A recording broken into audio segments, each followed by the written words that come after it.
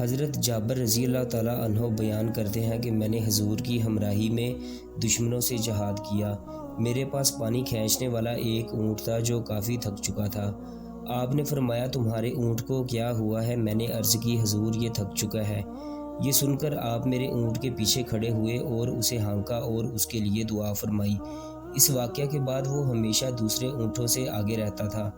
پھر حضور صلی اللہ علیہ وآلہ وسلم نے مجھ سے ایک دن پوچھا اب تمہارا اونٹ کیسا ہے؟ میں نے عرض کی یا رسول اللہ آپ کی برکت سے خوب چلتا ہے۔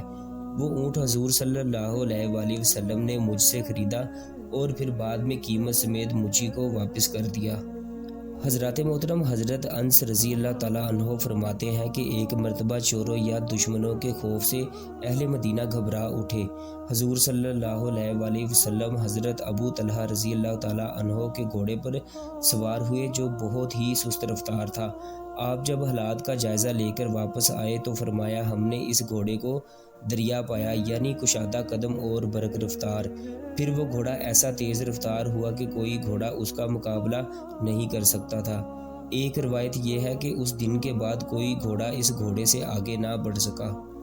حضرت سیدنا ابو بکر صدیق رضی اللہ تعالیٰ عنہ فرماتے ہیں کہ ہجرت کے سفر میں ایک دن ہم جا رہے تھے کہ ہمارے پیچھے سراقہ بن مالک نمودار ہوا، جسے کفار مکہ نے رسول اللہ صلی اللہ علیہ وآلہ وسلم کی تلاش میں بھیجا تھا اور انعام بھی مقرر کیا تھا۔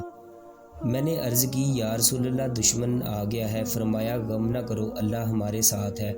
اس کے بعد حضور صلی اللہ علیہ وآلہ وسلم نے سراقہ کے لیے دعا فرمائی۔ سراقہ کا گھوڑا سراقہ کو لے کر پیٹ تک زمین میں دھنس گیا۔ سراقہ نے کہا میں جانتا ہوں کہ تم دونوں نے میرے لیے بد دعا کی ہے، تم میری خلاصی کی دعا کرو۔ میں خدا کو گواہ بنا کر عہد کرتا ہوں کہ میں کفار کو تمہارا پیچھا کرنے سے روک دوں گا۔ حضور نے اس کے لیے دعا فرمائی اور وہ نجات پا گیا۔ پھر جو شخص بھی سراقہ کو راستے میں ملتا وہ اسے یہ کہہ کر روک دیتا کہ تمہارے لیے میرا تجسس ہی کافی ہے، ادھر وہ شخص نہیں ہے۔ اس نے یہ کہہ کر سب کو واپس کر دیا۔ حضرات محترم حضرت جریر بن عبداللہ رضی اللہ تعالیٰ عنہ فرماتے ہیں کہ میں یا رسول اللہ صلی اللہ علیہ وآلہ وسلم کے ساتھ تھا اور آپ صلی اللہ علیہ وآلہ وسلم نے فرمایا تو مجھے ایک بت خانہ کو توڑ کر آرام کیوں نہیں دیتا؟ میں نے عرض کی ہاں، میں اس بت خانہ کو تباہ کر کے آپ کو خوش کروں گا۔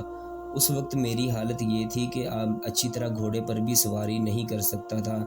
میں نے اس کمزوری کا حضور صلی اللہ علیہ وآلہ وسلم سے ذکر کیا۔ آپ نے اپنا ہاتھ میرے سینے پر رکھا تو اس کا اثر میرے دل تک پہنچا اور پھر دعا فرمائی اے اللہ اسے ثابت رکھ اور راہ راست دکھانے والا اور راہ راست پانے والا بنا۔ اس دن کے بعد میں گھوڑے سے نہیں گرا۔ پھر میں 150 سواروں کو لے کر آگے بڑھا اور اس بت خانے کو جلا دیا۔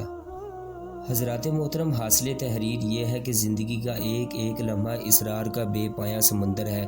جب تک کوئی ان کی زلف گیرا گیر کا اسیر نہ ہو کبھی بھی ایقان کے گوہر شاداب حاصل نہیں ہو سکتا۔ ایقان کی نعمت مل جاتی ہے تو پھر یقین کیجئے کہ ہر جہان کی جان میں جان آ جاتی ہے اور ہر ذات والا نظر آتا ہے۔ انہی کی سطوت کے چرچے ہر جگہ سنائی دیتے ہیں۔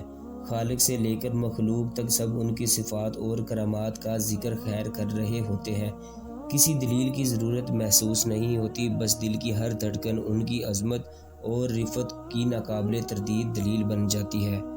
حضرات محترم حضرت یزید بن ابی عبیدہ رضی اللہ تعالیٰ عنہ فرماتے ہیں کہ میں نے حضرت سلمہ رضی اللہ تعالیٰ عنہ کی پنڈلی پر چوٹ کا نشان دیکھا اور پوچھا اے سلمہ یہ چوٹ کیسے آئی؟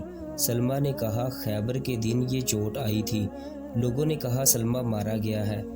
پھر میں نبی اقدس صلی اللہ علیہ وآلہ وسلم کی خدمت میں حاضر ہوا۔ آپ صلی اللہ علیہ وآلہ وسلم نے چوٹ کی جگہ پر 3 بار دم کیا، پھر اس وقت سے مجھے کوئی تکلیف نہ ہوئی۔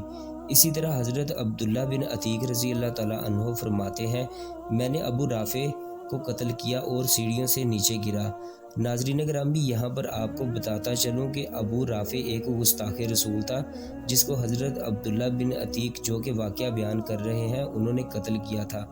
آگے حضرت عبداللہ بن عتیق رضی اللہ تعالیٰ عنہ فرماتے ہیں میری پنڈلی ٹوٹ گئی۔ میں نے اپنی پگڑی سے پنڈلی کس کر باندھ لی اور حضور نبی کریم صلی اللہ علیہ وآلہ وسلم کی بارگاہ میں حاضر ہوا اور پورا واقعہ بیان کیا۔ آپ نے فرمایا اپنا پاؤں پھیلاؤ۔ میں نے اپنا پاؤں پھیلا دیا۔ آپ نے اس پر اپنا دست نبوت پھیرا اور وہ بالکل اچھا ہو گیا، گویا اسے کبھی بھی چوٹ آئی ہی نہ تھی۔